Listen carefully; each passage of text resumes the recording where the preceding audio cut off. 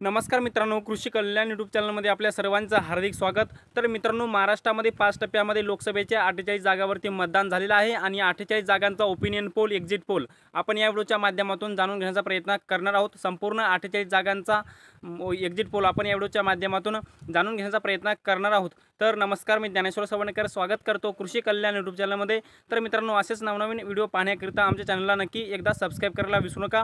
तर मित्रांनो, यामध्ये पहिला लोकसभा मतदारसंघ आहे नंदुरबार आणि नंदुरबारमध्ये महाविकास आघाडीचे गोपाल पाडवी आणि हिना गावित अशी लढाई आहे, परंतु याच्यामध्ये हिना गावित ह्या आघाडीवर येताना दिसत आहेत।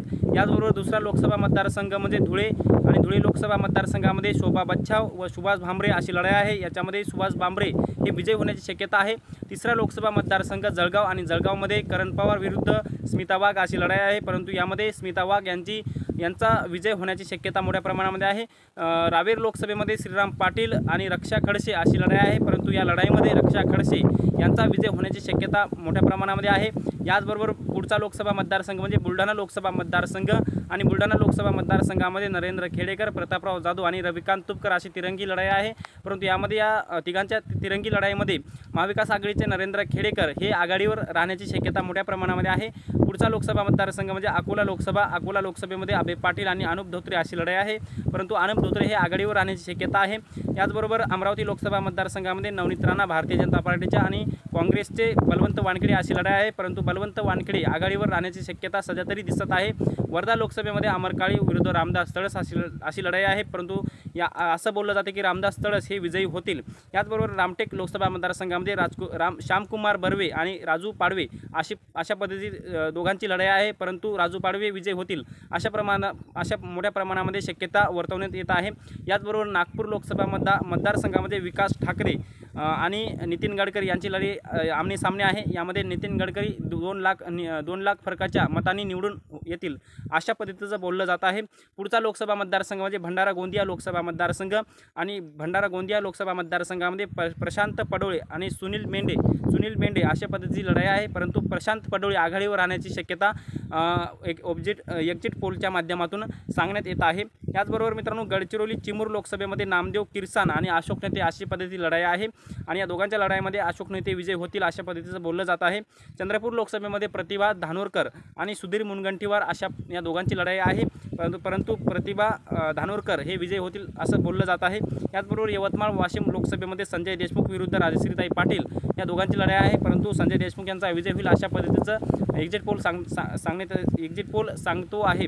याचबरोबर मित्रांनो, हिंगोली लोकसभेमध्ये बाबुराव कदम कोळीकर याचबरोबर नागेश पाटील आष्टीकर या दोघांची लढाई आहे, परंतु महाविकास आघाडीचे नागेश पाटील आष्टीकर यांचा विजय होईल असं सांगण्यात येत आहे, असं एक्झिट पोलच्या माध्यमातून बोललं जात आहे। याचबरोबर मित्रांनो, नांदेड लोकसभेमध्ये वसंतराव चव्हाण विरुद्ध प्रतापराव चिखलीकर या दोघांची लढाई आहे, परंतु वसंतराव चव्हाण विजय होतील अशा पद्धतीचं सध्या बोललं जात आहे। परभणी लोकसभेमध्ये संजय जाधव उर्फ बंडू जाधव विरुद्ध रासपा पक्षाचे अध्यक्ष महादेवजी जानकर आहेत, परंतु संजय जाधव महाविकास आघाडीचे उमेदवार हे विजय होण्याची शक्यता मोठ्या प्रमाणामध्ये असं बोललं जात आहे। याचबरोबर मित्रांनो, जालना लोकसभेमध्ये कल्याण काळे, रावसाहेब दानवे आणि मंगेश साबळे अपक्ष उमेदवार या तिघांमध्ये लढाई असताना तिरंगी लढाईमध्ये रावसाहेब दानवे विजयी होतील अशा पद्धतीचं शक्यता वर्तवण्यात येत आहे। त्याचबरोबर मित्रांनो, पुढचा लोकसभा मतदारसंघ म्हणजे छत्रपती संभाजीनगर लोकसभा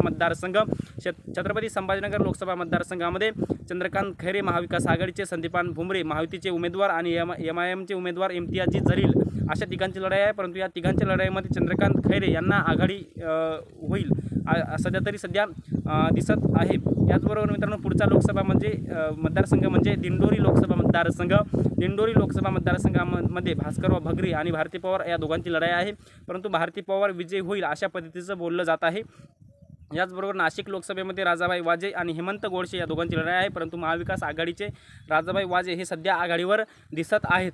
याचबरोबर पालघर लोकसभेमध्ये भारती कांबळी आणि हेमंत सावरा अशा दोघांची लढाई आहे, परंतु हेमंत सावरा यांचा विजय होईल अशा पद्धतीचं सध्या बोललं जात आहे। भिवंडी लोकसभेमध्ये बाळामामा मात्रे आणि कपिल पाटील या दोघांची लढाई आहे, परंतु यामध्ये महायुतीचे उमेदवार कपिल पाटील यांचा विजय होईल असं सध्या तरी बोललं जात आहे। पुढचा लोकसभा मतदारसंघ म्हणजे कल्याण लोकसभा मतदारसंघ आणि कल्याण लोकसभा मतदारसंघामध्ये महाविकास आघाडीचे वैशाली दरेकर आणि महायुतीचे उमेदवार श्रीकांत शिंदे या दोघांची लढाई आहे, परंतु वैशाली दरेकर सध्या आघाडीवर दिसत आहेत असं बोललं जात आहे। त्याचबरोबर पुढचा लोकसभा मतदारसंघ म्हणजे ठाणे लोकसभा मतदारसंघ आणि ठाणे लोकसभेमध्ये राजन विचारे आणि नरेश म्हात्रे या दोघांची लढाई आहे, परंतु राजन विचारे विजयी होतील असं बोललं जात आहे। त्याचबरोबर मुंबई उत्तरमध्ये भूषण पाटील विरुद्ध पियुष गोयल या दोघांची लढाई आहे, परंतु पियुष गोयल हे सध्या आघाडीवर दिसत आहे असं बोललं जात आहे। मुंबई उत्तर पश्चिममध्ये अमोल कीर्तीकर रवींद्र वायकर या दोघांची लढाई आहे, परंतु अमोल कीर्तीकर विजयी होतील अशा पद्धतीचं एक्झिट पोलमध्ये बोललं जात आहे। मुंबई ईशान्यमध्ये संजय दिना पाटील आणि मिहिर कोटेजा दोघांची लढाई आहे, यामध्ये मिहिर कोटेजा यांचा विजय होईल अशा पद्धतीचं सध्या बोललं जात आहे। मुंबई दक्षिण मध्यमध्ये अनिल देसाई आणि राहुल शेवाळे या दोघांची लढाई आहे, याच्यामध्ये अनिल देसाई विजयी होतील अशा पद्धतीचं सध्या बोललं जात आहे। दक्षिण मुंबईमध्ये अरविंद सावंत आणि यामिनी जाधव या दोघांची लढाई आहे, यामध्ये अरविंद सावंत यांचा विजय होईल असं सध्या बोललं जात आहे। त्याचबरोबर रायगड लोकसभेमध्ये महाविकास आघाडीचे अनंत गीते विरुद्ध सुनील तटकरे अशा पद्धतीची लढाई आहे, यामध्ये अनंत गीते यांचा विजय होईल अशा पद्धतीचं सध्या बोललं जात आहे। पुढचा लोकसभा मतदारसंघ म्हणजे मावळ लोकसभा मतदारसंघ, यामध्ये संजय वाघेरे आणि श्रीरंग बारणे दोघांची लढाई, यामध्ये संजोग वाघेरे यांचा विजय होईल अशा पद्धतीचं बोललं जात आहे। पुणे लोकसभेमध्ये रवींद्र धंगेकर मुरलीधर मोहोळ या दोघांची लढाई आहे, यामध्ये रवींद्र धंगेकर विजयी होतील अशा पद्धतीचं सध्या बोललं जात आहे। बारामती लोकसभेमध्ये सुप्रियाताई सुळे आणि सुनेत्रा पवार या दोघांची लढाई आहे, यामध्ये सुप्रिया सुळे यांचा विजय होईल अशा पद्धतीचं सध्या बोललं जात आहे। शिरूर लोकसभेमध्ये अमोल कोल्हे विरुद्ध आढळराव पाटील अशा पद्धतीची लढाई आहे, परंतु महाविकास आघाडीचे उमेदवार अमोल कोल्हे विजयी होतील अशा पद्धतीचं सध्या बोललं जात आहे। अहिल्यानगर लोकसभेमध्ये निलेश लंके विरुद्ध सुजय विखे या दोघांची लढाई आहे, परंतु या दोघांच्या लढाईमध्ये निलेश लंके सध्या आघाडीवर दिसत आहेत। याचबरोबर शिर्डी लोकसभेमध्ये भाऊसाहेब वागचौरे आणि सदाशिव लोखंडे या दोघांची लढाई आहे, परंतु यामध्ये भाऊसाहेब वागचौरे विजयी होतील अशा पद्धतीचं सध्या बोललं जात आहे। बीड लोकसभेमध्ये बजरंग सोनवणे महाविकास आघाडीचे उमेदवार आणि भारतीय जनता पार्टीचे उमेदवार पंकजा मुंडे अशी दोघांची लढाई आहे, परंतु याच्यामध्ये काँग्रेसचे महाविकास आघाडीचे बजरंग सोनवणे विजय होतील अशा पद्धतीचं सध्या बोललं जात आहे। धाराशिव लोकसभेमध्ये ओमराजे निंबाळकर विरुद्ध अर्चना पाटील या दोघांची लढाई आहे, यामध्ये ओमराजे निंबाळकर विजय होतील अशा पद्धतीचं बोललं जात आहे। लातूर लोकसभेमध्ये शिवाजीराव काळगे आणि सुधाकर शृंगारे या दोघांची लढाई आहे, परंतु याच्यामध्ये महायुतीचे उमेदवार सुधाकर शृंगारे विजय होतील अशा पद्धतीचं सध्या बोललं जात आहे। सोलापूरमध्ये प्रणिती शिंदे विरुद्ध राम सातपुते या दोघांची लढाई आहे, यामध्ये प्रणिती शिंदे विजयी होतील अशा पद्धतीचं सध्या बोललं जात आहे। माढा लोकसभेमध्ये रणजितसिंह नाईक विरुद्ध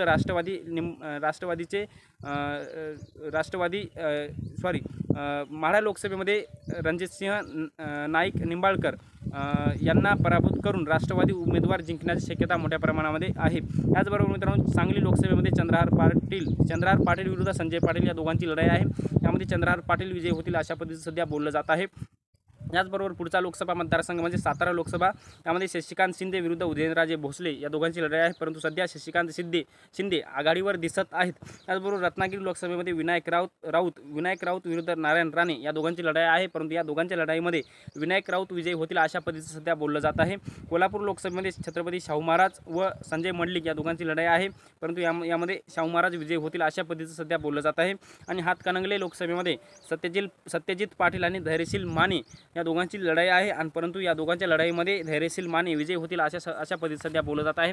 तर मित्रांनो आपण महाराष्ट्रातल्या लोकसभेच्या 48 जागांचा ओपिनियन पोल एक्झिट पोल आपण या व्हिडिओच्या माध्यमातून घेण्याचा प्रयत्न केलेला आहे। यामध्ये महाविकास आघाडीला जवळपास 29 ते 31 जागा भेटण्याची शक्यता मोठ्या प्रमाणामध्ये आहे, आणि महायुतीला जवळपास 15 ते 17 जागा भेटण्याची शक्यता मोठ्या प्रमाणामध्ये आहे। मित्रांनो तुम्हाला काय वाटतंय, महाविकास आघाडीला राज्यामध्ये आपल्या महाराष्ट्रामध्ये जागा किती भेटतील, महायुतीला जागा किती भेटतील हे सुद्धा कमेंटमध्ये नक्की सांगा। आणि शेवटी आमचे यूट्यूब चॅनल कृषी कल्याण यूट्यूब चॅनलवर जर नवीन असाल चॅनलला नक्की सबस्क्राइब करा। व्हिडिओ जर आवडला असेल तर व्हिडिओला एक लाईक करा, प्रत्येक शेतकरी बांधवांपर्यंत महत्त्वाची माहिती शेअर करा। तर मित्रांनो तुर्तास इथे थांबतो, तोपर्यंत आपल्या सर्वांचे मनापासून धन्यवाद।